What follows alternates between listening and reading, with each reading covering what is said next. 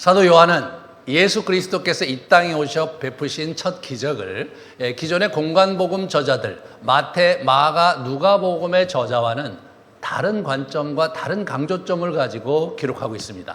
그것은 사실 그 요한의 메시지에서 이 요한복음을 통해서 주는 메시지의 굉장히 중요한 강조점을 저희에게 알려주고 있습니다. 우리 같이 한번 마태, 마가, 누가가 어떤 예수님의 기적을 기록했는지 보면요. 첫 번째 기록한 기적이 마태복음에는 나병 환자를 고치고 마가복음과 누가복음에는 더러운 귀신 들린 사람을 고치는 이야기가 첫 번째 배치되어 있습니다.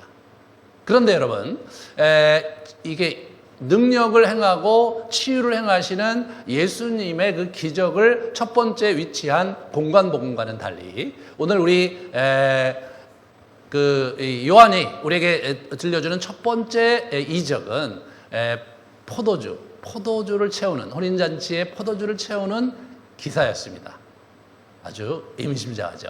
우리 이러한 부분에서 특별히 요한이 강조하고 싶었던 것은 치유가 아니라 능력이 아니라 채워주심과 기쁨의 이유로 첫 번째 기적을 시작하셨다. 이게 사도 요한이 우리에게 던지고 싶은 메시지죠.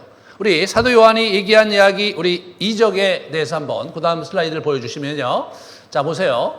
혼인잔치의 기쁨을 위해서 우리 이 이적을 베푸셨는데 오늘 보면은 갈릴리 가나에서 첫 번째 기적이었다 이렇게 얘기를 하는데 실제로 원어의 뉘앙스를 보면 이적이 시작되었다. 이게 훨씬 더 직역한 표현입니다. 실제로 NASB라든가 킹 제임스 버전 같은 경우는 this beginning이라고 돼 있어요. beginning.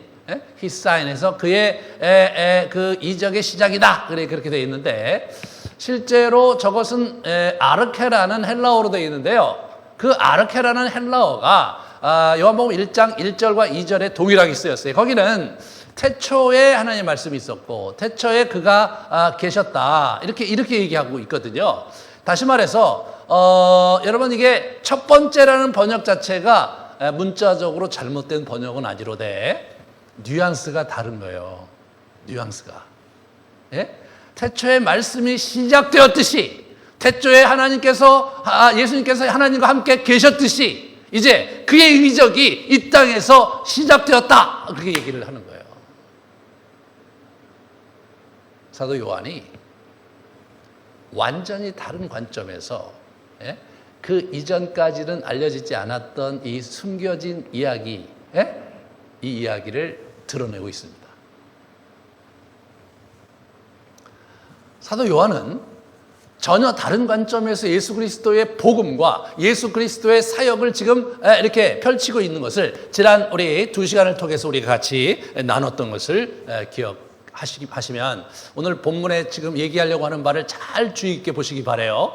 여러분은 아마 갈릴리 가나의 포도주를 바꾼 이 기적에 대해서 교회를 다니시는 분들은 여러 차례 설교를 들으셨을 거예요. 그런데 지금 우리가 초점을 맞추고자 하는 것은 우리 요한이 어떤 의도에서 이 이야기를 첫 번째 이적으로 기록했느냐 이 부분에 저희가 온 힘을 기울여서 초점을 맞추고자 합니다. 자, 그러면 공관복음과 비교해 볼 때 그 요한의 의도가 좀 더 잘 드러나고 있는 거예요. 자, 공관복음에서는 이 마리아와 그의 가족들, 예수님의 가족들에 대한 기사를 보면 그 특징이 드러납니다. 첫 번째로 가족과 사역을 하시면서 거리를 두셨던 그런 표현들이 나와요. 마태복음 12장하고 누가복음 8장 이렇게 보면 한 사람이 예수께 여쭤오되 보소서 당신의 어머니와 동생들이 당신께 말하려고 밖에 서 있나이다 이런 얘기하죠. 그럴 때 예수님께서 좀 더 거리를 두고 좀 더 냉소적으로 얘기하세요. 누가 내 어머니며 내 동생들이냐? 그렇게 얘기하는 거예요. 손을 내밀어 제자들을 가리켜 이르되 나의 어머니와 나의 동생들을 봐라. 누구든지 하늘에 계신 내 아버지 뜻대로 하는 자가 내 형제요 자매요 어머니다. 이렇게 얘기하심으로써 이게 좀 거리가 있는 거예요. 이 예수님의 가족과 예수님 사이가 거리가 있죠. 왜 저런 일이 벌어졌냐? 사실은 그 다음 걸 보여주시면 마리아에게 있어서 예수님은 사실 좀 이렇게 걱정거리가 되는 아들이었어요. 보시면 예수의 친족들이 듣고 그를 붙들어 나오니 이는 그가 미쳤다 합니다. 뭐냐면 귀신을 내쫓는 모습을 보면서 서기관들, 그 당시에 학자들이거든요. 유대교 학자들이에요. 그들이 어떻게 평가를 했냐면 저거 바알세불 귀신의 왕이 왕의 명령을 쫓아서 저렇게 하는 거다라고 이렇게 왜곡해서 해석을 하고 있었어요. 이는 그들이 말하기를 더러운 귀신이 들렸다. 그래서 저는 더러운 귀신이 들린 것이다. 그때 예수의 어머니와 동생들이 와서 밖에 서서 사람을 보면 해서 예수를 부른 거예요. 네? 우려와 근심 속에서 예수님을 불러내려고 하는데 예수님은 안 가려고 하시는 거예요. 누가 내 형제요? 누가 내 어머니냐? 하나님의 뜻을 행하는 자가 아니냐? 안 나가셨어요. 이것이 지금 예수님의 가족관계에서의 긴장입니다. 그러니까 어떻게 됐겠어요? 마을로부터 배척당하죠. 그 다음 걸 보여주시면, 이제 그 나사렛 동네에서 배척당하는 거예요. 그의 목수의 아들이 아니냐. 그의 어머니는 마리아, 그리고 형제들은 야고보, 요한, 시몬, 유다가 아니냐. 그 너희들이 다 우리와 함께 있지 않느냐. 그런즉 이 사람의 이 모든 것이 어디서 났느냐 하고 예수를 배척했어요. 그래서 나사렛에 더 이상 살 수가 없었어요. 자, 여러분이 만약에 그 예수님의 가족의 형제들이었다고 생각을 해봅시다. 형이 있는데 참 좋은 사람이고, 그리고 참 훌륭한 사람이고, 뭔가 범상치 않은, 그리고 어머니 말에 의하면 특별하게 계시된 아들이라는 것을 들었는데, 다 좋았는데 이분이 공생애를 시작하면서 굉장히 풍지풍파를 가문에 일으키고 있는 거예요. 결국은 그 마을에서 쫓겨날 판이 된 겁니다. 그것이 예수님 가족의 긴장 이야기죠. 거기다가 우리 그 마태, 마가, 누가에 보면요, 그 마지막에 그 예수님께서 십자가에 못 박혀 돌아가시는 장면을 그리는 거기 앞에 여인들이 있는데, 그걸 한번 가만히 보면 너무나 흥미로운 포인트가 있어요. 보세요. 예수를 섬기며 갈릴리에서부터 따라온 많은 여자가 거기 있었어요. 막달라 마리아, 야고보, 요셉의 어머니 마리아, 또는 세베대 아들들 어머니도 있더라. 여러분, 거기에 마리아가 언급이 안 돼 있는 거예요. 마태, 마가, 누가에는. 요한은 기록을 하고 있어요. 사도 요한은 19장에 예수님이 십자가 곁에는 그 어머니와 이모와 글로바 아내인 막달라 마리아가 있었다. 그러면서 마태, 마가, 누가가 놓친 거기에 예수님의 어머니 마리아가 있었다는 사실을 기록을 하는 거예요. 여러분, 한 여인으로서 자기가 10달 동안 배에 품었다가 낳은 아들이 그렇게 처참하게 십자가형을 받고 죽어가는 모습을 본다는 것은 생애 큰 비참함이겠죠. 이 마리아로서는 너무나 고통스러운 순간인 거예요. 그런데 그 고통스러운 순간, 우리 십자가 앞에서 그 고통스러운 순간을 보고 있는 예수님과 친밀했던 여인들이 거기에 있는데 마리아를 퍼뜨렸어요. 이것은 상당히 의미심장한 거예요. 자, 누가가 주목한 마리아를 한번 볼까요? 누가가 주목한 마리아를 보시면, 마리아여 무서워하지 말라, 내가 하나님의 은혜를 입었느니라. 보라, 내가 잉태의 아들을 낳으리니 그 이름을 예수라 하라. 마리아가 천사에게 말하되 나는 남자를 알지 못하니 어찌 일이 있으리까? 그렇게 얘기를 한 거예요. 그렇지만 이제 엘리사벳도 엘리사벳도 이미 6달 돼서 아기를 가져서 6달 돼서 나이가 늙었는데도 불구하고 애를 가졌다. 하나님의 말씀에는 능하지 못하는 게 없다. 이런 얘기를 듣자마자 마리아가 이르되 주의 여종이오니 말씀대로 내게 이루어지이다. 이때 마리아가 일어나 빨리 산골로 가서 유대 한 동네에 이르러 사가랴의 집에 들어가서 엘리사벳에게 문안했습니다. 그 길로 일어나서 득달같이 달려가서, 그래서 엘리사벳 집에 가서 문화를 했고, 거기서 배가 불러있는 엘리사벳과 함께 한동안 지내다가 집으로 돌아오는 아주 명랑하고 아주 해맑은, 아주 순전하고 호기심 많은 한 소녀로 누가는 우리에게 우리 마리아를 소개하고 있어요. 자, 1장 후반부에 보면 다시 한번 볼까요? 마리아의 그런 부분에서 말 구에 누워 있을 때 사람들이, 목자들이 한 얘기를 쭉 나오는데, 다른 복음서에서는 마태나 마가는 기록하지 않았던 마리아는 이 모든 말을 마음에 새기어 생각했다. 12살 때 성전 올라가서 사건도 보면 11절에 예수께서 함께 내려가사 나사렛에 이르러 순종하여 받드시더라. 그 어머니는 그 모든 말을 마음에 두니라 라는 표현을 하고 있어요. 누가복음 1장에 아주 독특한 기사를 마태와 마가는 기록하지 않았던 독특한 기사를 누가가 기록하고 있어요. 누가는 여러분 우리가 잘 알고 있듯이 사도 바울의 제자예요. 사도 바울은 예수님의 12 제자도 아니에요. 그럼에도 불구하고 이 초창기 이야기를 어떻게 누가가 알 수 있었는가? 그것은 누가가 마리아를 인터뷰했다는 거예요.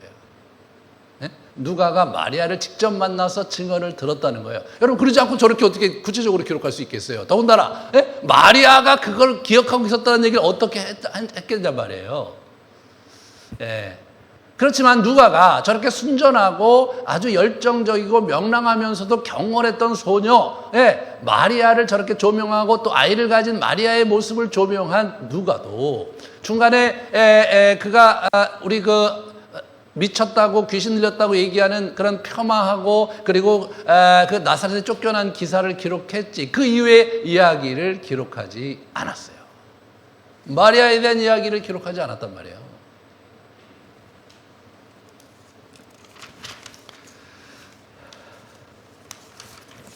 자, 그러면 우리 요한이 이 마리아와 그 가족들 이야기를 요한도 기록을 하고 있거든요. 거기서 우리가 한번 생각해 보아야 될 장면이 있어요. 그것이 뭐냐면 요한복음 7장입니다.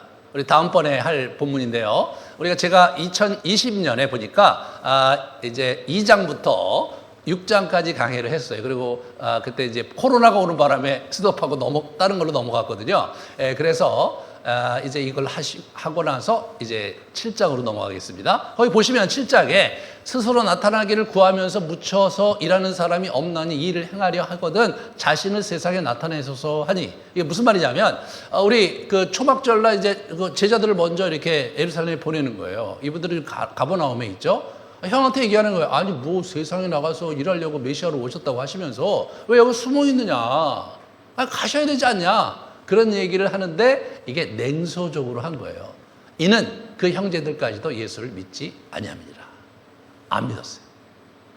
가족들이 안 믿었어요. 자, 다시 마리아 얘기가 어디 나오냐면 19장의 십자가 앞에 돌아가시는 예수님 앞에서 마리아 얘기가 다시 나와요. 보시면 십자가 곁에 그 어머니가 있었어요. 예수께서 자기 어머니와 사랑하시는 제자가 곁에 서 있는 것을 보시고 자기 어머니께 말씀하시되 여자여 보소서 아들이니이다. 그래, 여자여 보소서 아들이니이다. 제자에게 이르되 보라 내 어머니라 하신데 그때부터 그 제자가 자기 집에 모시니라. 네? 그랬단 말이에요. 이게 저거는 제자로서 굉장히 큰 영광이죠. 아니 왜 저기 예수님의 형제들도 있는데 왜 예수는 자기의 어머니 마리아를 우리 요한에게 맡겼냐? 그 이유를 이제는 우리는 알 수 있어요. 예수님은 부활하셔서 자기의 동생인 야고보를 만났다는 기록이 고린도전서에 우리 바울이 기록을 하고 있어요. 그리고 실제로 야고보서가 우리가 알고 있는 성경에 있는 그 12제자 야고보가 아니라 예수님의 형제 야고보거든요. 다시 말해서 예수님께서는 부활하시고 나서 자기의 형제들을 다시 만나서 회복시키시면서 그들을 신앙 가운데 인도하셨던 것이 너무나 역력합니다.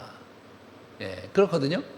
그런데 예수님이 십자가상에 있기까지는 가족들을 의지할 수가 없었던 거예요. 아마도 자기 형제들은 아주 형에 대해서 굉장히 어려워하고 있었고 형이 저렇게 하면서 집안의 꼴이 말이 아니고 여러 가지 그 어려움을 당하고 있었던 것은 아닐까 우리가 이렇게 짐작해 볼 수가 있는 거죠. 사도 요한은 그날부터 자기 집에 오셨잖아요. 그리고 사도 요한은 그 이후에 이분이 이제 예루살렘 성이 무너지고 이제 그 완전히 그 초토화되는 과정에서 초대교회 역사 기록에 의하면 마리아를 모시고 에베소로 갔다는 기록이 남아 있습니다. 에베소로 간 거예요. 그래서 에베소 교회에서 마리아를 모시고 자기가 에베소 교회의 감독, 담임 목사로 그가 사역을 한 것이죠. 근데 지금 AD 90년대이므로 얼마 전에 우리 마리아가 돌아가셨어요. 돌아가셨다고요. 그런 상황에서 이분이 이제 이 글을 쓰고 있는 거예요. 그러므로 우리 요한은 마리아에 대해서 좀 더 새로운 각도에서 조명을 하려고 했던 것이 너무나 분명한 것이죠. 여러분 마태, 마가, 누가를 보면서 마리아를 우리가 한번 생각을 해본다면 그 당시에 아주 초대교회 성도들에게 입장에서 마리아는 어떤 인물이냐? 적어도 마태복음, 마가복음, 누가복음에 소개되어 있는 마리아가 다잖아요. 그 마리아가 단데 마리아가 초창기에는 굉장히 순수하고 경건하고 귀하게 하나님께 드려졌던 인물이지만 중간에 보면 예수를 좀 어려워하고 힘들어했던 모습을 나타나고 나는 끝나버린 거예요. 끝나버린 거예요.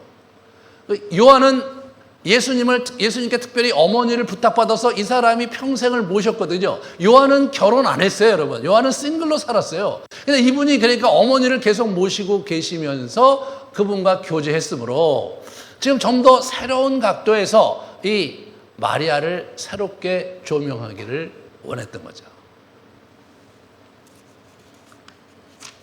오늘 본문은 요한이 처음으로 마리아를 뵙게 된 그 사건인 거예요.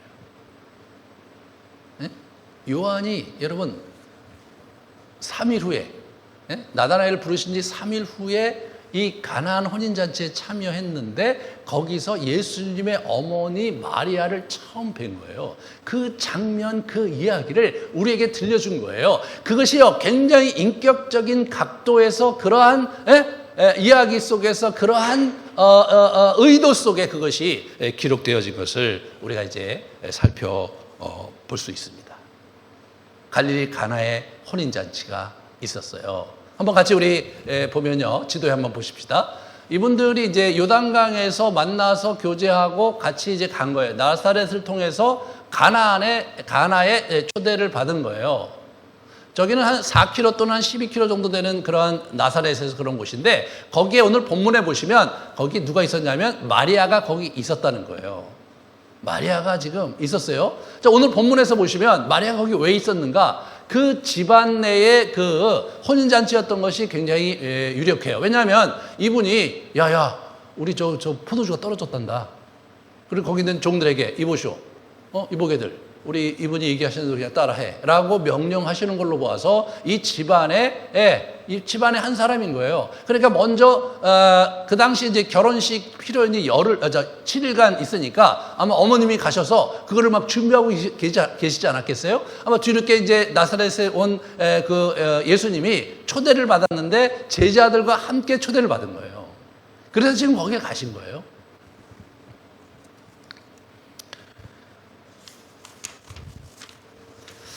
포도주가 떨어진 거죠. 우리 저 한번 사진도 그 다음 사진을 보여주실래요? 예, 저기가 이제 아마 학자들에 의하면 저기가 그 당시 가나였을 거라고 생각되는 그런 곳이에요. 저 얘기를 마태, 마가, 누가는 기록을 안 했는데 사도 요한이 소아시아 에베소에서 처음으로 우리 그 마리아를 만났던 그 이야기를 여기다가 시작을 한 거죠. 그 이야기를 기록을 해주고 있는 거예요. 포도주가 떨어졌다. 그것은 그 당시 혼인잔치에서 굉장히 굉장히 큰 폐예요. 폐. 그 손님들에게 못할 짓을 하는 거예요. 그 포도주가 없으면 흥이 깨지는 것이고, 그리고 그들의 음식 문화에서 포도주는 굉장히 중요한 음료였거든요. 그게 떨어진 거예요. 그런데 3절, 4절에 보면 우리 그 어머니가 이제 예수를 만나서 하는 얘기가 나오죠. 포도주가 떨어진지라 예수의 어머니가 예수께 이르되 저들에게 포도주가 없다. 그런 얘기를 한 거예요. 그러니까 여자여 나와 무슨 상관이 있나이까 내 때가 아직 이르지 아니하였나이다 이렇게 얘기한 거예요. 자, 그런데 그 다음에 보면 어머니가 하인들에게 예수가 뭐라 그러는 말들 가갖고 이보게들 하면서 너에게 무슨 말씀을 하시든지 그대로 해라고 했는데 그걸 순종을 해요. 자, 이 장면에서 우리가 한번 가만히 이 장면을 여러분 한번 가만히 상상을 해보세요. 묵상을 해보세요. 지금 요한이 초대받아서 예수님의 친척의 혼인잔치에 갔어요. 아주 굉장히 즐거운 식탁을 이제 피로연을 참여할 수 있는 상황이었어요. 그런데 식탁에서 또는 어디서 이렇게 얘기를 하고 교제를 하고 있는데 어머니가 오세요. 그때 처음으로 뵙겠죠. 우리 선생님 예수님이 어머니시구나. 그렇게 뵀어요. 근데 어머니가 와서 아이고 저기 포도주가 떨어졌대. 이렇게 얘기하면 포도주가 떨어졌대. 그러니까 아들이 뭐라 그럽니까? 그래요? 그럼 어떻게 하죠? 이렇게 묻는 게 아니에요? 여자요. 왜 그 얘기를 내게 합니까? 이렇게 얘기하는 거예요. 까칠하게 나오는 거죠. 그러니까 여러분 요한이 얼마나 그게 신기했겠어요. 아니 여자요. 왜 그 얘기를 내게 합니까? 내 때가 이상한 내 때가 아니다. 뭐 이런 아주 이상한 얘기를 하는 거예요. 그러니까 그때만 해도 뭐 집안 문제니까 뭔가 있겠거니 하지 않았겠습니까? 요한의 입장에서는. 그런데 이어서 어머니가 저 옆에 있는 그 종들에게 이보게들 이 사람이 시키는 거 그대로 해. 그렇게 이야기가 진행이 된 거예요.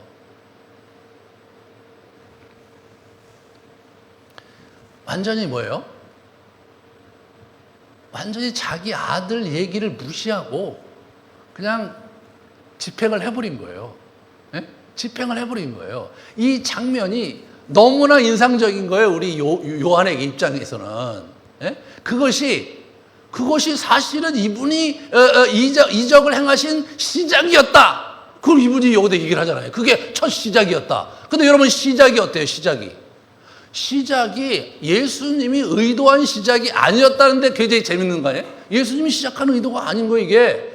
이분이 어떤 분이십니까? 1장에 보면 천지를 창조하실 때부터 있었고 세상을 움직이시고 세상을 사랑하셔서 육신이 되어서 이 땅에 오신 분이세요.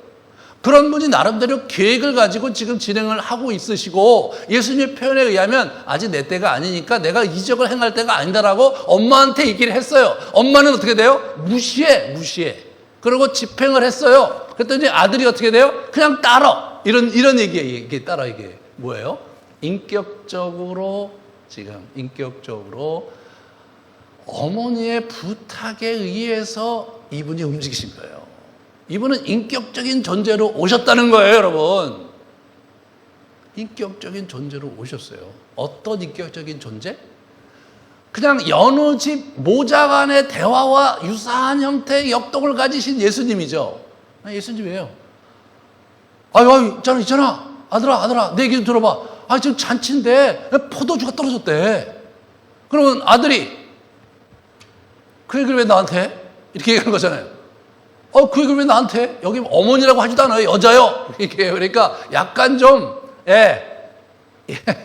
의외의 반응 또는, 이게 귀찮은 또는, 왜 내가 무슨 상관이야? 이런 아주 공손하지 않은 아들의 모습. 엄마와 아들은 그럴 수 있는 거죠. 그죠? 엄마는, 아무개야. 야, 이거 해야 돼. 이렇게 얘기를 하지만 아들은 싫을 때가 있잖아요. 엄마가 늘 그런 식이니까. 그러니까, 왜 그 얘기를 나한테 해요? 그럼 뭐 지금 내가 여기 무슨 상관 있다고? 이렇게 얘기하는 거예요. 그러니까 엄마가, 그래도 너, 저기 귀한 집에 잔치를 초대받아 왔으면, 네가 할 일을 해야 되지 않냐? 이런 얘기를 아예 안 해. 아예 무시해. 그리고, 이분이 시킨 대로 해. 그리고 가버리셨어요. 그럼 아들이 어떻게 돼요? 그래, 그럼 물이나 또 와. 이렇게 된 거예요. 그렇게 된 거예요.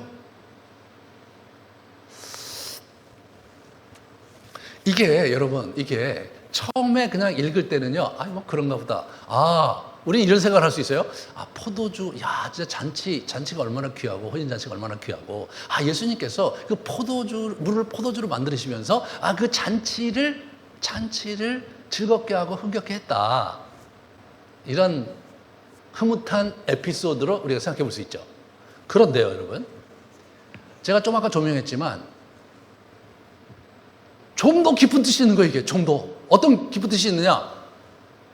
자기가 첫 번째 목도한 마리아, 그리고 그 아들의 모습을 우리에게 들려주고 있는 거예요. 마리아와 예수님은 뭐 유별나거나 독특한 게 아니라 그냥 보통 집안의 엄마와 자식 간의 대화와 정을 나누고 그렇고 그런, 뭐 굉장히 순종적인 아들도 아니고 그렇다고 뭐 엄마가 뭐 또 이렇게 살가운 엄마도 아니고, 그죠? 살가운 엄마도 아니에요. 그냥 뭐 그렇게 일상생활을 살아왔던 그 장면을 나누고 싶었다는 것을 우리가 잘 생각해 보셔야 돼요. 잘 생각해 보셔야 돼요.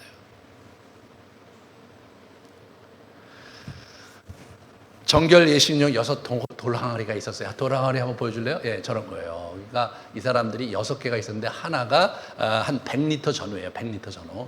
물 6개나 있었어요. 뭐 6개나 있어 물 씻는 그릇이. 저게 왜 그러냐면 이분들이 아주 손을 열심히 씻었어요. 왜냐하면 그것이 정결 의식이었거든요. 종교 의식이었거든요. 그러니까 우리가 이제 이렇게 식탁 교제를 하게 될 때 유대인들 아닌 사람들과 식탁 교제를 안 했잖아요. 그럴 때 꼭 손을 씻는 거였어요. 그것을 위생상 씻는 것을 넘어서서 그것은 하나의 규례였어요. 여러분 우리 로마인들이 남긴 글에 의하면 이 유대인들에 대해서 굉장히 깨끗한 사람들이다 하면서 그들에게 별명이 손을 씻는 자들이라는 별명을 붙였어요.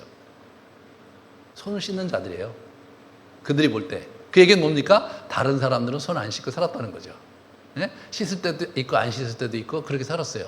어렸을 때 저도 식사하러 갈 때 손 안 씻고 갈 때가 많았거든요. 막 놀러 가고 밥 먹으라 그러면 앉아갖고 막 먹고 또 나가서 놀고 뭐 밤에 이제 밤에 아침에 세수할 때 손 씻고 밤에 자기 전에 손 씻는 거 정도였지 뭐 밥 먹으러 가기 위해서 손을 씻고 그런 거 없었어요. 요즘은 이제 여러분들은 손을 열심히 씻고 이제 위생 문제가 있으니까 그렇잖아요.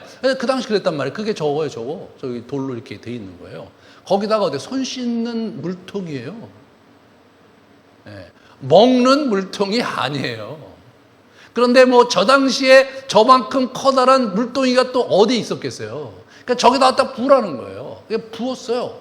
그러니까 이분들이 부었는데 끝나고 나니까 야 그러면 하나 떠다가 저 연회장한테 갖다 한번 맛 좀 보여드려라. 이 사람들이 그냥 뭐 시킨 대로 하러 했으니까 떠갖고 가는 거예요. 손 씻는 물통에서 물을 떠갔어요.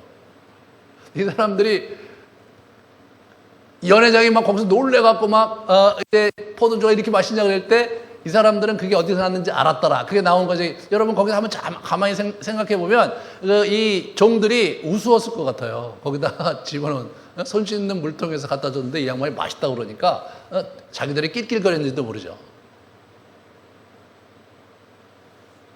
연회장은 그 당시에 뭐냐면 하객들이 와갖고요. 하객들이 뽑았대요. 예? 이 피로연의 주관자로 하객들이 뽑은 거예요. 그러니까 하객들의 대표야. 이게 너무 재밌어요. 주최 측인 혼주가 세운 연회장이 아닌 거예요. 혼주 측은 혼주가 따로 있고 연회의 하객들의 대표가 있어서 혼주에게 요구하는 거죠. 술을 더 내놔라, 음식을 더 내놔라, 음악이 왜 모이냐라 하면서 이 하객들의 의사와 하객들의 요구를 혼주 측에 전달하는 그런 역할을 이 사람이 한 거예요. 이 사람이 얘기를 하는 거예요. 뭐 이런 집이 다 있냐? 저 신랑 불러라고 그래. 야단을 치는 게 아니라 아니 어떻게 된 거냐? 내가 여태까지 수많은 잔치를 가봤는데 초창기에는 좋은 포도주를 내서 우리들을 이렇게 먹인 다음에 술이 거나하게 돌 때쯤 형편없는 그 포도주를 들이밀면서 뭐 그때는 뭐 입맛이 이제 그러니까 뭐 좋은 건지 나쁜 건지 술이 나를 먹는 건지 내가 술을 먹는 건지 모르는 그런 형태 속에 슬쩍 적당한 그런 포도주를 들이미는 게 일상인데 당신은 어떻게 이 맛있는 포도주를 지금까지 가지고 있었느냐 하면서 얘기가 끝나요. 그래 얘기가 끝나.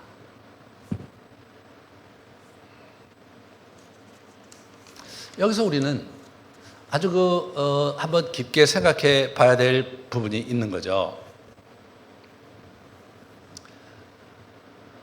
예수님의 첫 번째 이적은 첫 번째로 자신의 계획에 의해서 시작된 것이 아니라 어머니의 요구에 부응해서 시작이 됐다. 두 번째, 예수님의 첫 번째 이적은 치유의 기적이 아니라 체험과 기쁨을 위한 이적이었다. 이것은 매우 중요합니다. 이 이야기가 사실은 요한복음 전체의 그 메시지에서 아주 착실히 드러나는 것을 좀 이따 우리가 확인하게 될 것입니다. 우리는 요한의 의도를 다시 한번 생각해 볼게요. 자, 지난 시간에 우리 이제 박 목사님이 설교하셨을 때 주목했듯이 우리 1장 19절서부터 이튿날 이렇게 돼 있어요. 오늘 본문에는 어떻게 돼요? 3일 후에 그렇게 돼 있어요. 한번 보실까요? 그래서 사흘째 되던 날이에요. 그 다음에 12절에 가면 여러 날 계시지 않았다 이런 표현을 써요. 이게 날짜를 자꾸 기록해. 그 다음에 이튿날 그렇게 한단 말이에요. 이게 그 다음에 6월절 그 다음에 절기로 나가요. 다시 말해서 지금 사도 요한은 어떤 의도로 저거를 저렇게 기록했는가를 다시 생각해 봐야 돼요. 사도 요한은 지금 뭐냐면 1장 19절서부터 요한복음 2장 12절까지를 하나의 묶음으로 전달되기를 원했던 거예요. 1장 19절서부터 1장 마지막까지 3일이죠. 그리고 3일 후에 이 일이 있었던 거예요. 3이에요.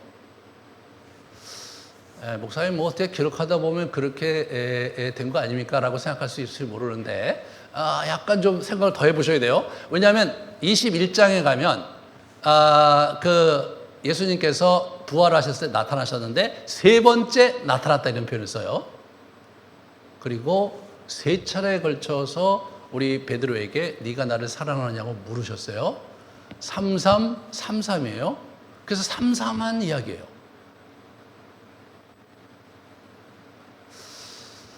근데 여러분, 이분이요, 글을 그렇게 쓰시는 분이라는 걸 알아야 돼요.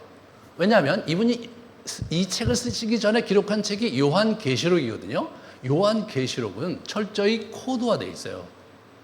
그가 받은 계시를 예수께서 순서에 맞췄는데 이분은 좀 더 정교했어요. 그래서 이렇게 스트럭처, 구조를 만들고 칸을 만들고 칸칸이 채웠어요. 칸칸이. 네? 에피소드 1, 에피소드 2 이런 식으로 칸칸이 채웠어요. 네? 이렇게 칸칸이. 아주 수학 공식에 맞추듯이 수학적인 도식을 가지고 요한계시록을 만든 거예요. 요한계시록은 아주 굉장히 분석적이고 수학적인 거예요. 네? 그걸 분석적이고 수학적인 것을 몽환적으로 푸는 자들이 있는데 그게 이단인 거예요. 이건 고도의 지적인 작업인 거예요. 그러므로 이것은 아주 정교한 코드를 이해하면서 그 선지서들 에스겔서, 다니엘서, 예레미야서, 이사야들을 가만히 보면서 그 소선지들을 가만히 보면서 그것이 코드가 어떻게 연결되면서 봐야 그것이 정확하게 보이거든요. 어찌됐든 그 얘기는 나중에 하고 이분이 이야기를 그런 식으로 써내려가는 사람이라는 거예요. 이분이 아주 지적인 사람인 거예요. 그래서 이야기가 스무스하게 넘어가는 것 같지만 사실은 그 안에 구조가 있는 거예요. 아주 계산된 구조가. 요한복음은요, 아주 쉽게 기록되어 있어요. 헬라어를 처음 성경 헬라어를 배우는 분들한테 요한복음부터 공부하게 해요. 왜? 쉬운 헬라어로 쓰여졌기 때문에. 그리고 처음 예수 믿는 분들이 요한복음을 이렇게 얘기 권해요. 왜? 이해하기 쉽고 받아들이기 쉽기 때문에. 그런데 여러분, 요한복음을 공부하다 보면 점점점 어려워져요. 엄청나게 심오하거든요. 마태, 마가, 누가는요, 처음 볼 때 좀 어려워요. 왜냐하면 굉장히 복잡한 구조를 갖고 있고요. 그리고 그 내용도 사실은 이해하기가 어려운 형태가 때때로 나타나기 때문에 그것을 공부하기가 생각보다 어려워요. 네. 우리 유럽의 신학이 17세기, 18세기에 그거를 어떻게 분석적으로 공부하려다가 망했어요.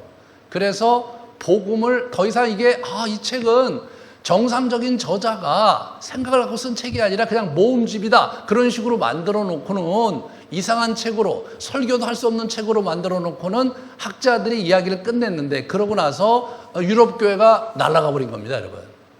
미국 교회는 안 날아갔는데 유럽 교회가 날아가 버렸어요. 그만큼 공간복음이 공부하기가 사실은 어려워요. 그런데 상대적으로 요한복음은 공부하기 쉬운 것 같아요. 이해하기도 쉬운 것 같은데 계속해서 기도하면서 신앙생활하면서 보면 이게 도대체 이게 뭐지? 이런 생각이 드는 거예요. 와, 이게 도대체 왜 이 얘기를 여기다 기록했지? 그런 생각이 드는 거예요. 이분이요, 아주 심오한 내면의 구조를 가지고 이거를 정교하게 배치했거든요. 그 정교하게 배치한 그의 의도를 우리가 잘 이렇게 주워 담아야 비로소 이분이 이렇게 얘기한 그 의도를 우리가 파악할 수가 있어요.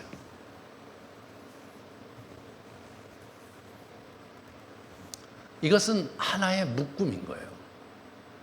여기서 우리는 세 가지 포인트를 잘 한번 우리가 생각해 볼 수 있어요. 그것은 마태, 마가, 누가와는 다른 형태로 지금 우리 요한이 요한복음을 기록하려고 하는 거예요. 그런데 이 앞부분의 이 이야기는 사실 마태, 마가, 누가에는 없는 얘기를 이분이 아주 정교하게 기록을 해놨어요. 왜? 거기에 이미 예수 그리스도의 사역의 내용의 모판이 거기에 깔려 있다는 것을 이분이 알았기 때문인 거예요.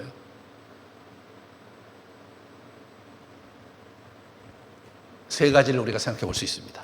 첫 번째로 표적과 이적의 핵심은 능력에 있지 않고 사랑과 은혜에 있다. 그겁니다. 요한복음 10장 10절을 같이 살펴보겠습니다. 도둑이 오는 것은 도둑질하고 죽이고 멸망시키려는 것뿐이요 내가 온 것은 양으로 생명을 얻게 하고 더 풍성히 얻게 하려는 것이다. 단순히 구원을 위해서 복음 전파해서 천국 회개하라 천국이 가까웠다. 천국 가게 하기 위해서 복음을 선포한 것을 그게 아니라 이 땅에서 풍성히 살게 하려고 예수님께서 오신 것이다 라는 얘기가 저기 나오잖아요. 그러므로 첫 번째 이적은 예수님의 그러한 풍성이 채워지는 인격적인 관계 속에서 채워지는 가나안 혼인잔치 사건에 저것이 선명하게 드러나고 저 주제가 10장, 11장이 쭉 드러나요. 예수님은 이 땅에 우리에게 구원을 주셨을 뿐만 아니라 그 구원의 유익 속에서 풍성한 삶을 그 생명력을 누리게 하기 위해서 오신 분이라는 거예요. 두 번째로 제자도의 핵심은 뭐냐면 영원 사랑에 있고 그분과의 친구됨에 있는 거예요. 세상에 있는 자기 사람들을 사랑하시되 끝까지 사랑하시니라. 그게 사도 요한이 보는 거예요. 끝까지 이분이 사랑하셨다. 그 부분에 초점을 맞춘 거예요. 그러니까 어디예요? 처음에 사랑이 어디예요? 1장이잖아요. 1장에 처음 제자들을 만나서 사랑의 모습을 보여주신 건데 그 사랑의 모습이 어떤 사랑의 모습이냐? 인격적인 관계로서의 사랑의 모습인 겁니다. 너희는 내가 명하는 대로 행하면 곧 나의 친구라. 이제부터 너희를 종이라 하지 아니하리니 종은 주인이 하는 것을 알지 못함이라. 너희를 친구라 하였노니 친구다. 친구 되기 위해서 오셨다는 거예요. 저 표현은 마태복음, 마가복음, 누가복음에는 없는 표현이란 말이에요. 마태복음, 누가복음, 그리고 마가복음에는 가서 복음을 전하고 세상 끝까지 이런 제자를 삼고 하나님의 나라를 선포하고 이런 형태로 되어 있단 말이에요. 거기에 여기에는 그게 없어요. 요한복음에는 그런 게 없어요. 말씀을 선포하라는 얘기도 없고 전도하라는 얘기도 없고 그런 게 없어요. 이것을 저희가 주목해야 합니다. AD 60년대의 상황과 AD 90년대의 상황은 많이 달랐습니다. AD 60년대의 상황은 누가 주도했느냐? 사도들이 막 베드로하고 그리고 바울이 주도하는 형태로 흘러간 거죠. 복음이 또 계속해서 땅에 편만하게 계속 교회가 개척되고 계속해서 성장하는 그런 형태로 쭉 진행이 된 거예요. 그러므로 제자들의 얘기도 어떻게 시작이 됩니까? 그분이 예수님께서 그들을 제자로 불렀다 이거예요.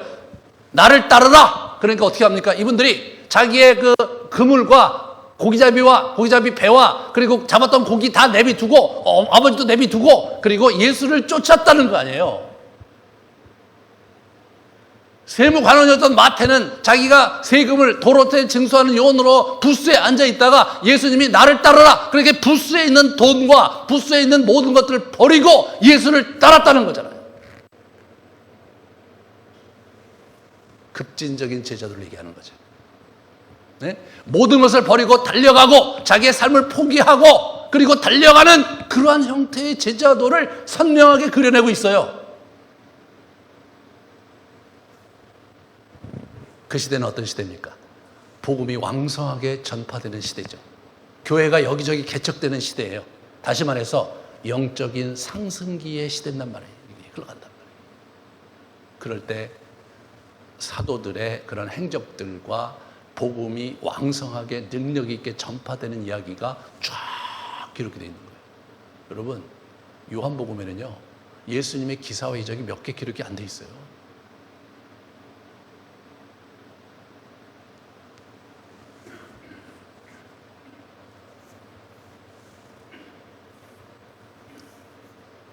사도 요한이 있었던 상황은 어떤 상황입니까? 아주 교회가 침체 일로에 있는 거예요. 무너진 교회로 되는 거예요. 자기가 지금 섬기고 있는 에베소 교회조차도 어떻게 됩니까? 식어갔어요. 처음 사랑을 못 치고 있어요.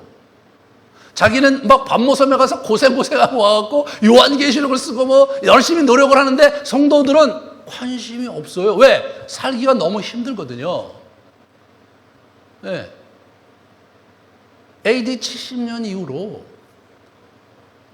유대교에서 축출당했어요.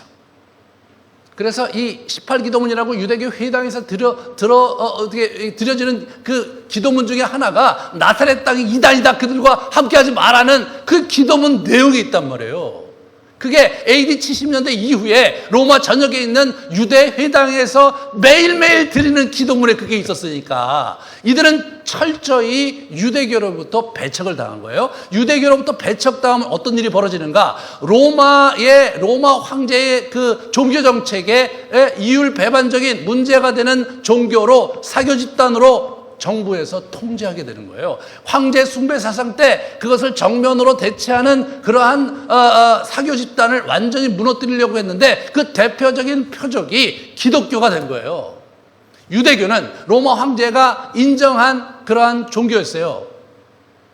시저부터 이 유대교만은 로마의 신을 믿지 않아도 율신 종교로 인정했던 그런 종교였단 말이에요. 그렇기 때문에 유대교는 핍박을 받지 않았어요. 유대교와 함께 있을 때도 기독교는 핍박을 받을 일이 별로 없었어요. 그런데 유대교로부터 완전히 추출당하니까 이것은 이단이죠.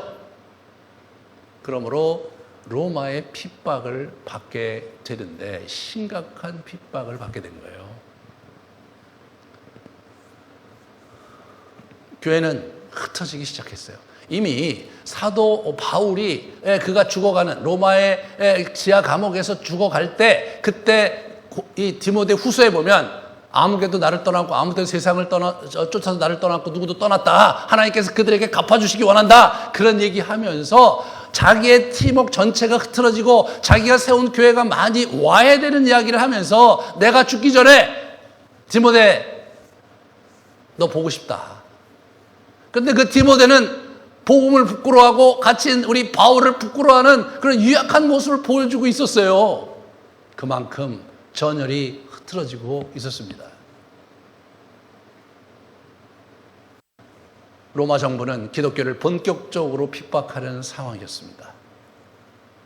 교회는 시들어가고 있었어요.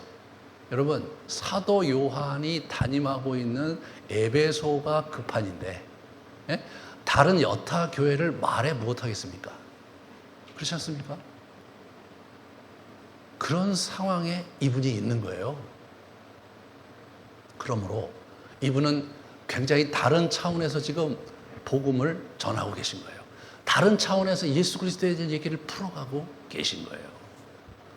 아주 재밌게도 요한복음 전체에 전도하라는 말을 안 하세요. 네. 아주 재밌어요. 마태, 마가, 누가는 많이 나와요. 네? 세상 끝까지 이르러 제자를 삼으라고 아주 명령을 하고 그러면서 적극적으로 복음을 전할 것을 얘기하고 있어요. 그런데 요한은 그게 아니에요. 요한복음 15장에 제가 늘 얘기하지만 야, 너희는 가지다. 원줄기에 붙어 있어라. 원줄기에 붙어 있으면 절로 열매를 맺는다. 열매를 맺는 것을 보면 사람들이 너희가 내 제자인 줄 알게 될 것이다. 예수님의 말씀이에요. 예수님께서 하신 말씀을 사도 요한이 새롭게 그걸 부각시키고 있는 거예요.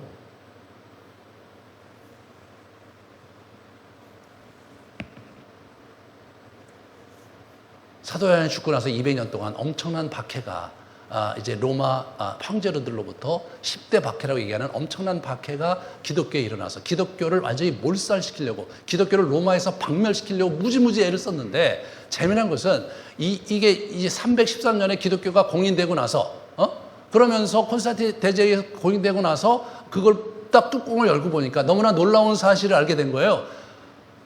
로마 사회의 10%의 인구가 기독교를 믿고 있었던 거예요. 그것도 고위층에서 기독교를 믿고 있었던 거예요. 사도 바울이 사도 요한이 살았던 AD 90년대의 기독교의 숫자는 거의 퍼센티지를 내는 것이 의미 없을 정도로 극소수에 불과했어요. 근데 200년 동안 그 암흑기에 복음이 대놓고 전해줄 수 없는 그런 상황에 200년 동안 당금질했는데 10%가 예수를 믿었어요. 어떻게 설명할 수 있습니까? 제가 초대교회를 공부를 하다 보니까 어떤 학자가 쓴 거예요. 초대교회 그 200년 동안에 그 초대교회 교부들이 쓴 작품 어디에도 전도하라는 말이, 강조하는 말이 한 군데도 없다는 거예요. 여러분 그렇지 않겠어요, 여러분? 그런 상황에서 밖에 나가서 어떻게 전도를 해요? 그런데 재미난 것은 엄청난 숫자로 기독교인이 불어났다는 거예요. 여러분 그걸 어떻게 설명할 수 있겠어요?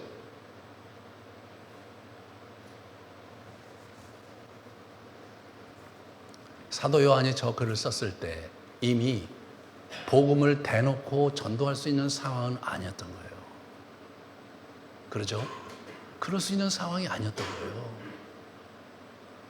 하지만 하나님의 나라의 복음은 생명력이 있고 영원한 것이므로 그것은 전파되어야 하죠. 그런데 전파가 어떤 식으로 돼야 되느냐? 예수 그리스도 안에서 우리가 붙어 있고, 그렇게 함으로써 포도나무 가지가 열매를 맺듯이 우리가 열매를 맺으면 그 열매를 보고 우리가 예수 그리스도의 제자인 줄 알고 사람들이 우리에게 붙는다는 거 아닙니까? 실제로 역사를 이제 그 학자들에 의하면 그 당시에 이 사람들이 어떻게 되냐면 매일매일 저녁에 가정 예배를 드린 거예요. 뭐 옆에 있는 사람 초대할 수 있었겠어요? 그냥 가정 예배를 드린 거예요. 근데 이 사람들은 좀 특이한 거예요. 불안하고, 그 로마 사회 그 후반부로 가면 굉장히 불안하고 막 전쟁이 많고 막 노예가 많고 그러니까 얼마나 불안한 삶을 살았겠어요. 그렇게 안정적인 삶을 살 수 없고 정말 평화로운 삶을 살 수 없는 그들 가운데 평강을 누리는 사람이 옆에 있는 거예요. 근데 이 사람들이 뭐 하냐면 저녁만 되면 무슨 종교 나름대로 행사를 하는 거예요. 이분들은 종교 행사는 자유롭죠. 왜냐하면 굉장히 많은 종교들이 있었으니까. 그러니까 이들이 믿는 신을 그래 우리도 한번 예배 드리고 싶다 뭐 그렇게 된 거예요. 그래서 옆에 가서 같이 예배 드리다가 예수 믿게 된 거예요. 이게 기하급수적으로 늘어난 거예요. 10%인 거예요. 여러분 10%가 액티브한 10%죠. 정부가 탄압하고 있는데 그들이 예수를 믿고 있으니,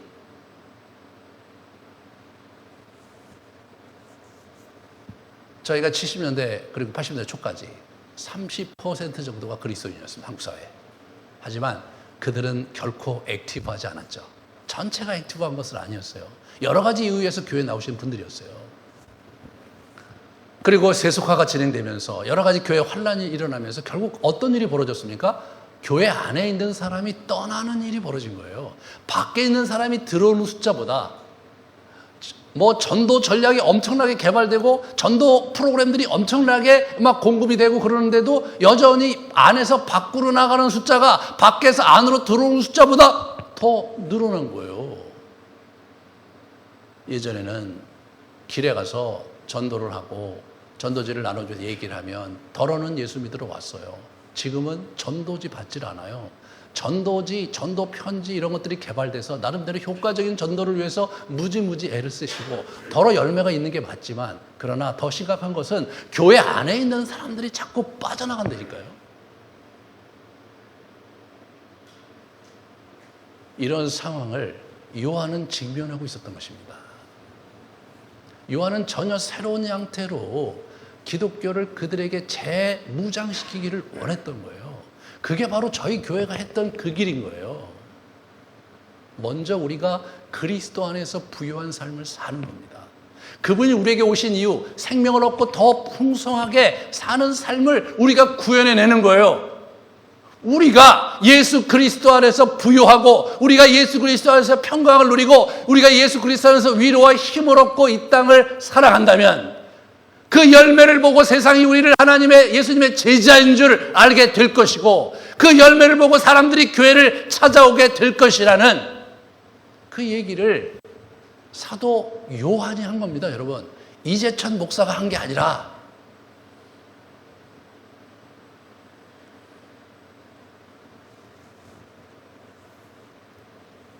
저희가 80년대부터 제자 훈련을 열심히 했어요. 마태, 마가, 누가복음에서 영감을 얻은 그런 제자 훈련이에요. 많이 했어요. 근데 여러분, 80년대부터 제자 훈련을 굉장히 열심히 했거든요. 근데 교인은 점점 줄었어요. 참 재밌잖아요. 제자 훈련을 열심히 하고 80년대부터 전도 전략이 엄청나게 개발됐고 교회를 크게 대응하기 위해서 여러 가지 조직적인 이론과 목회적 방식이 아주 최첨단 방식이 도입이 됐는데 전체 기독교인 숫자는 자꾸 줄어가고 있는 거예요. 무엇을 의미하고 있습니까, 여러분? 이것이 이제는 더 이상 그런 패러다임으로는 복음이 편만하게 전달되는 시대가 아니라는 것을 의미하는 거죠. 예, 우리 안에서 예수 그리스도 안에서 우리가 누리는 기쁨과 평강과 위로와 힘이 그것이 세상에 드러날 때 세상 사람들이 교회를 찾게 된다는 사실입니다. 사랑하는 여러분, 저희가 그 길을 가고 있는 겁니다. 그래서 이제는 지난 13년 동안 내공을 쌓으려고 무지무지 했었는데 제가 생각했던 만큼 이렇게 내공이 쌓이지는 않은 것 같아요. 하지만 그것을 토대로 해서 우리가 교회를 세워가고 이 세상에서 우리가 어떻게 주의 증거들을 확보할지 그 부분을 함께 고민하려고 전환하고 있는 것입니다. 세 번째로 우리가 봐야 될 것은 무엇입니까?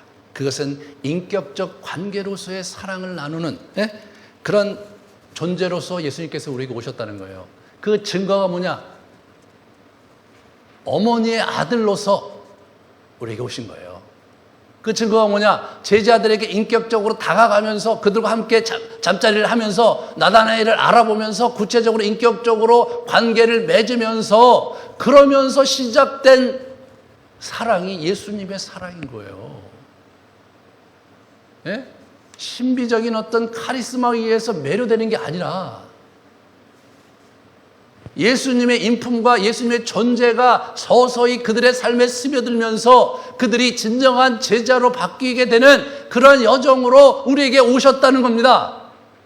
요한복음 17장에 그 얘기를 하는 거예요. 내가 아버지의 이름을 그들에게 알게 하였고 또 알게 하리니 이는 나를 사랑하신 사랑이 그들 안에 있고 나도 그들 안에 있게 하려 함이라. 이것이 예수님이 우리에게 주시고자 하는 관계의 사랑인 거예요. 의로우신 아버지여 세상의 아버지를 알지 못하여도 나는 아버지를 알았사옵고 그들도 하나님 아버지께서 나를 보내신 줄 알았습니다. 우리가 이 17장 읽어보면 우리 당신과 나와 함께하는 이 교제에서 그래 저들을 함께 초대해서 함께 거하게 해 주십시오. 우리가 하나 된 것 같이 저들과 함께 하나 되게 해 주십시오 라고 얘기하는 거예요. 네. 이게 기독교의 도의 신비의 핵심인 거예요. 인격적인 존재로서의 관계적 존재로서의 예수님께서 인격적으로 오셔서 우리에게 사랑을 주시고 관계 맺기 원하셨다는 거예요. 예수님과 하나님과의 인격적인 관계 속에 삼위일체의 존재의 신비에 우리가 초대돼서 우리도 인격적인 관계의 신비로 들어가야 된다는 거예요. 그 인격적인 관계의 신비가 뭐 대단한 것이냐? 그냥 어머니와 아들 예수 그리스도가 나누는 그러한 인격적인 관계가 여러분과 저에게 그렇게 인격적인 관계로 예수님과 관계가 깊어지고 그분을 알아가는 역동이 생겨나는 것, 그것이 바로 그것이에요. 우리가 기도 생활을 하고 신앙 생활을 하는데 여전히 예수님이 멀어. 예수님이 잘 느껴지지 않아. 예수님의 인격이 자꾸 거리가 있어. 그건 뭐예요? 그 기도 방식을 바꿔야 돼요. 예수님 사귀는 방식이 잘못된 거예요. 이 기독교의 기도의 굉장히 핵심이 뭔지 아세요? 그건 뭐냐면 성삼위일체, 삼위일체의 존재적인 인격적인 관계의 실존으로 거하시는 그 삼위일체 되신 하나님과 우리가 인격적으로 만나는 거거든요. 그들과 교제하는 거거든요, 저희가. 그리고 그들의 교제 서클에, 그들의 밥상 공동체에 우리가 초대받은 거거든요. 한 가족으로, 그분의 자녀로. 그러므로 우리의 영적인 삶의 실존 자체가 지극히 예수 그리스도와 인격적인 존재로 인격적인 친밀감 안에서 성장하는 형태로 가야 한다는 겁니다, 여러분. 그게 빠지면 안고 없는 찐빵인 거예요.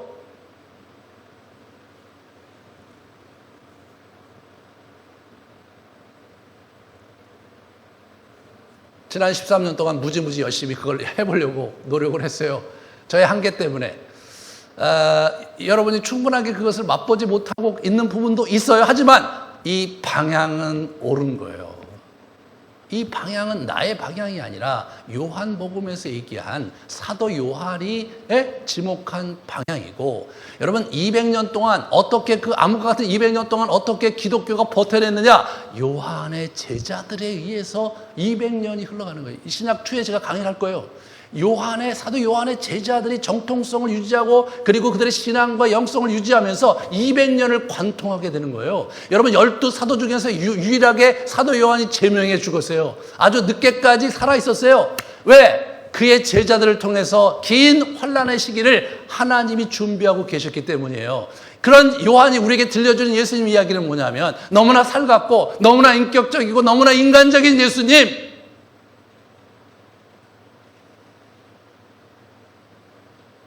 마지막 만찬 석상에서 끝까지 그들을 살아가셨다고 13장 1절에서 기록이 됐는데 마지막으로 만찬을 하면서 마음이 너무 힘드셔. 왜? 가르주다 때문에.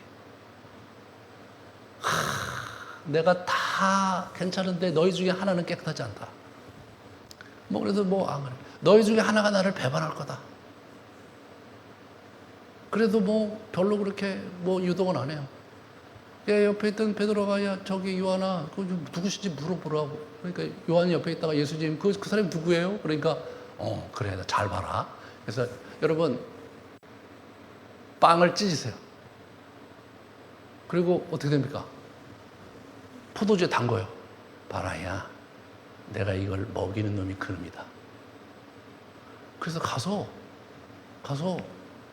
가룟유다에게 그걸 주면서 네 할 일을 속해. 이런 예수님의 모습이 사도 요한에게서 기록이 된 겁니다. 여러분. 사도 요한은 그런 예수를 전달하고 싶었던 거예요.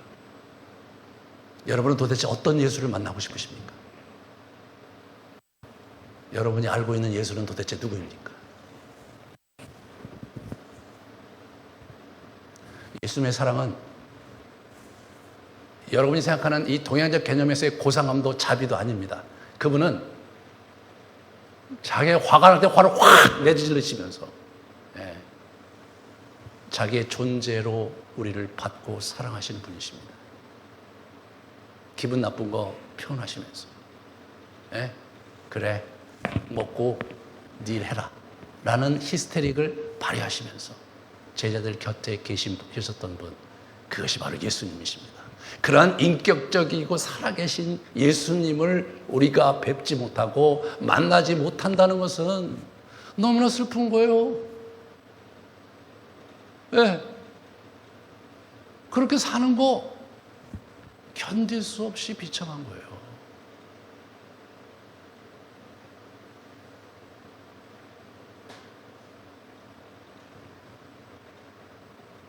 제가 이렇게 기도 생활하면서 배우게 되는 것은 제가 더 기가 막힌 놈이 되고 제가 더 멋있는 놈이 되는 게 아니라 제가 더 예수님을 있는 그대로 느끼고 저의 부족함 속에서 그분의 도움을 받고 견딜 수 없는 나의 내면의 그러한 어리석음과 그러한 죄성과 그런 욕망과 이런 것이 득을댈 때 울면서 그분 앞에 나가서 기도할 줄 아는 사람이 되는 거. 그래서 그분의 은혜가 내가 필요하고 그분이 나의 생명의 근원이라는 걸 알아가는 거, 그거더라고요. 여러분과 저는 절대로 수준이 높을 수가 없어요. 우리는 마음이 넓어져야지 깊어질 수가 없어요. 사랑하는 여러분, 사도 요한이 우리에게 전달하고 싶었던 그 예수를 만나 주십시오. 날 것 그대로의 그 예수를 여러분이 감지하고 경험하고 기도하면서 그렇게 살아가는 길로 달려가십시오. 여러분 주변에 있는 여러분의 친구들과 직장인들이 여러분에게 질문하고 네가 다니는 교회는 도대체 어떤 교회냐? 네가 믿는 예수는 도대체 무슨 예수길래 너는 남다르게 그렇게 살고 있느냐고 물어올 그날이 있을 것입니다. 그들이 여러분이 가는 교회에 여러분이 가는 길을 쫓아올 것입니다. 그것이 AD 90년대 사도 요한이 전달한 기독교의 신비요, 실체요, 방향이었습니다. 우리가 그 길을 가고 있는 것입니다. 우리가 결코 우리 자신의 개인적인 영성에 개인주의에 매몰돼 갖고 우리가 정말 시간을 보내고 이웃에게 관심도 없고 공동체에 관심도 없고 그런 삶을 살고자 하는 것이 아니라 그걸 제대로 산다면 다른 사람을, 영혼을 생각하고 공동체를 생각하고 이 세상을 생각할 수밖에 없는 그러한 생명이 약동하는 복음을 우리가 갖고 있는 거예요. 그 길을 가야 되는 겁니다. 같이 기도하시겠습니다.